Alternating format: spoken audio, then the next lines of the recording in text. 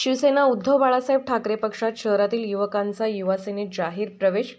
युवासेना प्रमुख आदित्य ठाकरेजी व युवासेना सचिव वरुणजी सरदेसाई यांच्या माध्यमातून कोल्हापूर युवासेनेच्या चालू असलेल्या जोरदार कार्याकडे आकर्षित होऊन कोल्हापूर शहरातील सायबर चौक परिसरातील युवकांनी आज कोल्हापूर युवासेनेमध्ये शिवबंधन बांधून जाहीर प्रवेश केला.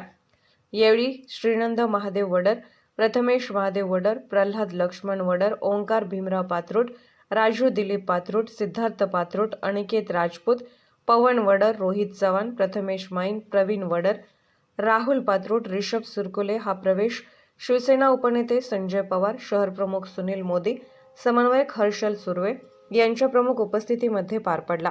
या प्रवेशाचे आयोजन जिल्हा युवा अधिकारी मंजित माने यांनी केले.